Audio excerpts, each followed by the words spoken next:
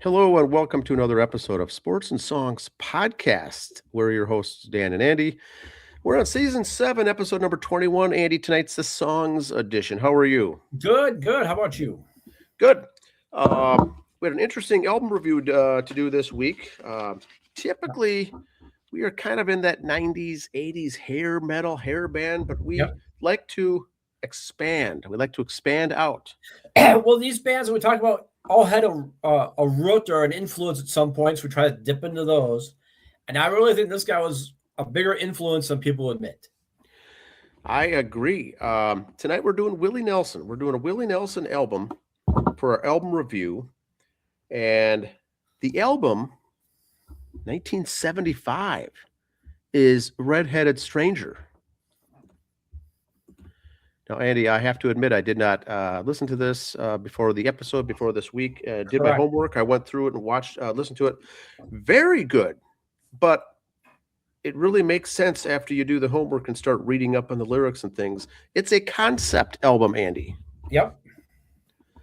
So here we go. Red-Headed Stranger is the 18th studio album by American outlaw country singer Willie Nelson. I'll repeat that, 18th studio.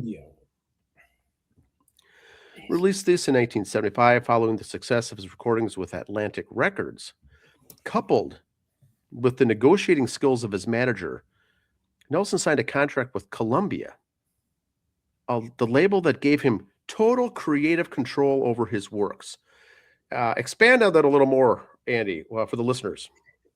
Total creative control. So that means if he wants to write a song about sitting there on the rocking chair with his dog eating beef jerky, he can. He's got to say, because a lot of times back then the record companies went, "We need songs about this. We need songs about that."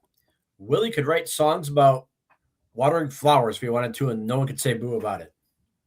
And the thing that I read in this was all of his songs beforehand, when he was with that Atlantic, everything went to the Nashville recording producers and production, and they cleaned it up and polished it up and got it all set. And he didn't like the sound. He didn't like the end result of that. And so he did this one with Columbia by himself, turned it in.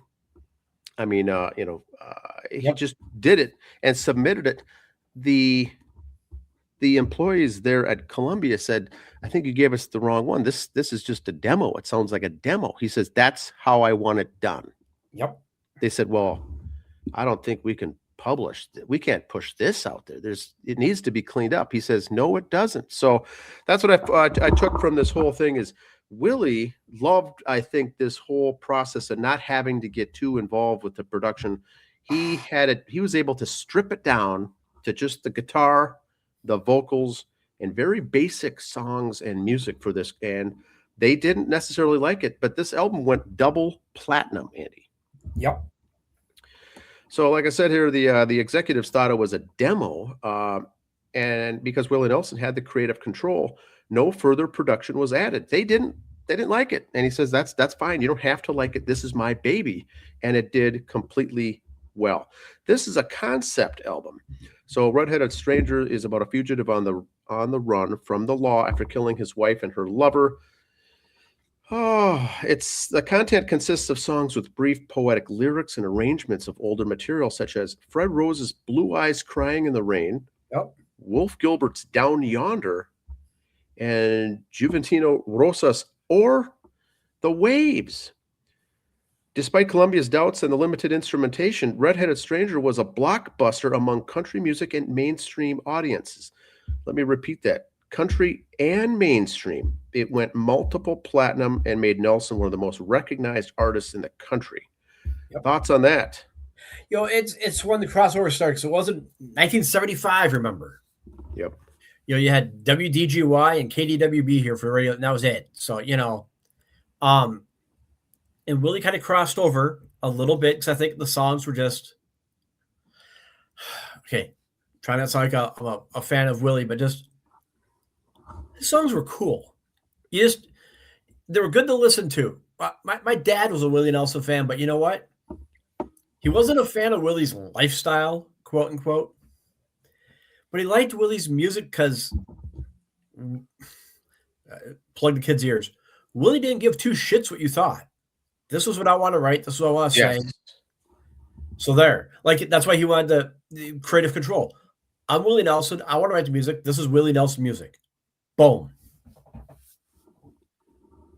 Yep, very good. The genre here is Willie and Trigger, by the way, his guitar Trigger. nice. Now the genre is considered country and outlaw country. They recorded this in Garland, Texas at Autumn Sound, kind of a new startup company that had very little features in this recording studio, very inexpensive and very, very cheap to get this this done. Very interesting. Now, Andy, this was ranked number 183 on Rolling Stone's list of 500 greatest albums of all time, and number 1 on CMT's 40 greatest albums in country music. In 2010, this was inducted into the National Recording Registry, this album. So, very good, very good. Now, in 1986, Nelson starred as the redheaded stranger in a movie of the same name based on the story of the album. So the concept, it's a concept album. It tells a story, and a movie was made. The album had a strong cultural impact. And the song "The Time of the Preacher" was used often in the British television miniseries Edge of Darkness. Yep. And the lyrics were also used in the first issue of the comic Preacher. So a lot of these things, Andy, I did not know until reading this, very from a cultural standpoint, how heavy lifting this was, how heavy hitting. The Edge of Darkness thing I knew, just being kind of a trivia buff, watching game shows a lot growing up. So I kind of knew that one. And you remember 86 when this came out, his concept album, he made a made-for-TV movie. This is when The Gambler was coming out. This is when Maverick came, So a lot of those country artists were making movies. Kenny Rogers and stuff like that were making movies. So he kind of rode that coattail. Not that Willie needed the ride coattail, but I think if Willie was the one starting it, it may not have been as popular. People were watching country artists make movies. And I'm going to go back on something you said here too. You said it was at a very basic studio. Reminds me of two artists we've talked about and one albums we've covered. The last albums Johnny Cash recorded. Okay. The guy's house was just him and Johnny and a guitar and boom. And another artist I've mentioned tons of times too, blues artist Robert Johnson. Just sat in a hotel room, him and a guitar and a recorder, and recorded. Those two, now not saying Robert Johnson was an influencer. I do not know that. A lot of blues albums were that way. And I think Willie had some of that inspiration in him. That's what he wanted. That's the sound he wanted. And that's what he got. Yeah, the person who ran that studio offered Willie Nelson 1 day of free recording to help boost the popularity of this studio. He says, "How about you come down here and record? I'll give you 1 day free. Yep. And then I'll be able to market that to others to say that you were here doing this." This location featured the first 24-track studio console in the state of Texas. Jeez. Now, the room had cypress wood paneling. Very cool stuff. So that's where he went. The redheaded stranger was really, the story came from Arthur Smith, or Arthur Guitar Boogie Smith's Tale of the Redheaded Stranger, and which Nelson sang during the radio shows in KCNC in Fort Worth when he had radio shows there. He loved this, and previously he would even sing this to his children at bedtime. Yep. Then he decided to write a complete story that included the details of the events before the ones described in this song. So he had a connection with this whole story, this tale. He loved it. Yeah. Loved it. Excuse me. Yeah, it's interesting stuff. This one, and with the song lengths, all different lengths too, I believe, right? Yes, it really bounces around. It's like listening to an old radio show on an album. Yeah, it's 33 minutes and 30 seconds long. It tells the story. It goes in order, chronological order, and tells the story. Very easy listening. Author Michael Streisguth considered it Nelson's first true concept album. And this was composed of new songs and old, arranged in a sequence that formed a story. He's also got 3 or 4 cover songs in here from other artists that ties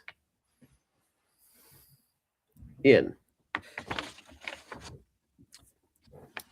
Now, here we go. I want to get your thoughts on this. Yep.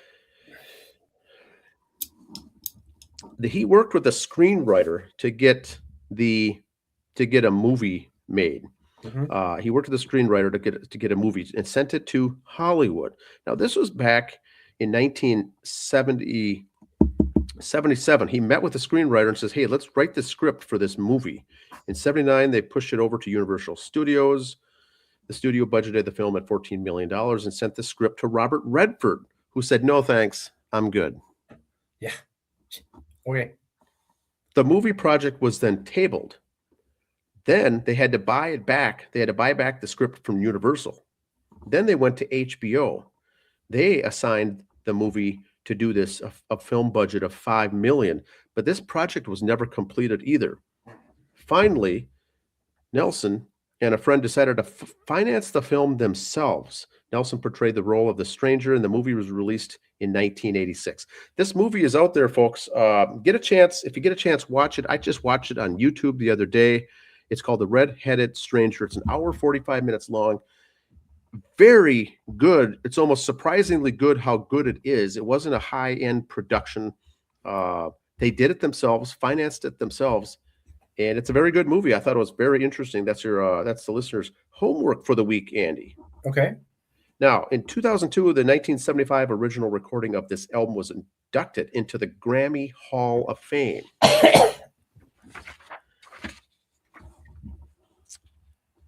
Now, I'd like to get your thoughts on this. Here's someone who wrote on a music review, said this Red-Headed Stranger was the Sgt. Pepper's of country music. The first record to follow a coherent theme instead of merely compiling radio singles. So it followed a theme, a concept album that told a story. Yeah. Do you think it's the Sgt. Pepper's of the country music? Wow, that's a big comparison. I guess you could say that. I'd have to really think about it more. Think about when 75 when it came out, there wasn't a lot of albums like that country wise. But I don't know my classic country and western that well. My history of that, I only got a C- in that class, so I don't know that well. Oh yes, that was a tough one for me. It was right after lunch. It was really hard for me in that class. Yes, hard to focus. Yeah, it was after you get that pizza and the stuff at school and the corn. Yeah, it was hard to stay awake. Anyway, yeah, I guess you could say that. Again, not knowing a lot of the older songs that came out that were the radio only, kind of based off stuff like that. The Patsy Cline era were the Roger Whittakers. Not that those were ever concept albums, but I don't know how many of those really told a story. I'm trying to Oak Ridge or Statler Brothers, stuff like that. But I guess we all say because he did do a movie, so you can that kind of helps it push a little more as a concept album. Compare it to the Beatles, oh man, that's a big step. Holy cow! I see where he's coming from, but I have a tough time getting behind that 100%. Yeah, I saw that and I circled it in my notes here, thinking that is a wild. It's a bold statement, boy. Now here is the track listing. Original release, side 1, Time of the Preacher, 2 minutes 26 seconds. I Couldn't Believe It Was True, short song. Time of the Preacher theme, short song. Blue Rock Montana / Red-Headed Stranger, another fairly short song, kind of a medley. And then Blue Eyes Crying in the Rain, the Fred Rose song. Then the full song, Red-Headed Stranger, 4 minutes. Very long. In fact, second longest on the album, a 4-minute song. And then Time of the Preacher theme again, and then Just As I Am. So then you get a hymn in there, a religious church hymn. He plays, a preacher. So a lot of things in there. The next song is Denver. Next song is O'er the Waves, another cover song. Next song is Down Yonder. This is played by Bobby Nelson. Can I Sleep in Your Arms? This is a Hank Cochran song. 5 minutes and 24 seconds. Remember Me When the Candle Lights Are Gleaming, Hands on the Wheel, and Bandera closes out the album, Bandera. So there's 15 songs, Andy, lots of little of the in-between time of the preacher pieces that are very short to get it to kind of flow in the right direction. But it's 33 minutes long. It's the entire album. It's good. Tells the story. And I'm not going to mention all the different people that perform, but like I said, Bobby Nelson did play the piano on that one song, and then Willie Nelson vocals and the guitar. Trigger the guitar, as you mentioned earlier.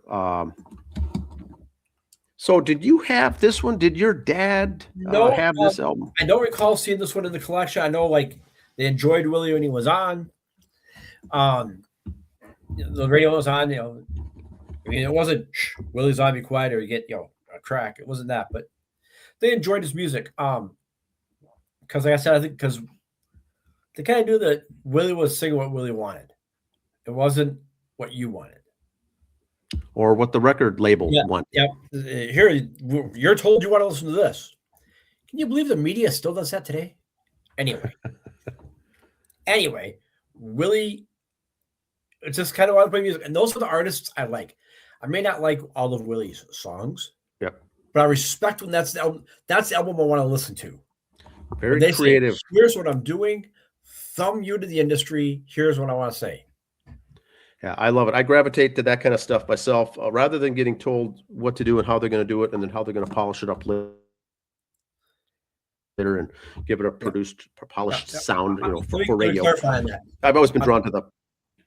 Let me clarify. When it's the music they want to play, where they're not getting political on it. I don't care what side of the aisle they're on. Correct. I listen to music to get away from politics. We watch sports to get away from politics. So don't tell me about your politics and your music. You're going to bore me. But like we said before, okay, this is what Willie's 12th or 13th album. A lot of bands kind of push out with their third album. Yes. We're going to kind of go with what we want a little bit here. We're going to push that envelope a little bit. Hey, Mr. Producer, trust us. We've done 2 good albums. Then they vomit on the third sometimes. Sometimes they don't. Some of those bands with the third album is the one I like the best. That's them. This is who you got, But yeah, Willie, just the way he went, his music. And you talk about great albums. Look at the duets he's done over the years with people, because that was just Willie.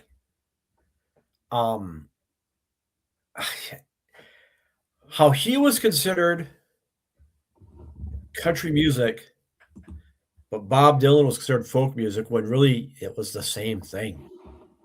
Got it. If to the ear, it's just what were the lyrics saying. That's what made it folk and country. But if you listen to the ear, the music, I saw a lot of similarities in the two. So if you're going, I don't like Willie Nelson, that's country, he's crap. If you like Dylan, listen. Just give it a shot. That's all I'm saying. Yeah, good stuff. Try to get to watch that movie too. I might even post the link of that film. It's an hour 45 minutes. Takes place in I guess it's like an 1885, maybe 1890s. I'm not even sure exactly when, but takes place out in Montana. Very good for I would call it low budget, high quality, as far as you'll get a kick out of watching the movie because it follows the story along. Listen to the lyrics, listen to the album a few times, watch the movie. It'll tie it all back together, and you'll see how much he loved that. This was coming from the heart. This was a project that he undertook himself, and finally, when no movie studios would make it, he said, I'll do it myself. I've got the money, I got the funds. Let's get this thing done, because I want to put this in as a companion piece for this whole album. And it really ties it together. Yep. Leave your comments and questions below, and we'll see you next week. Happy trails. See ya.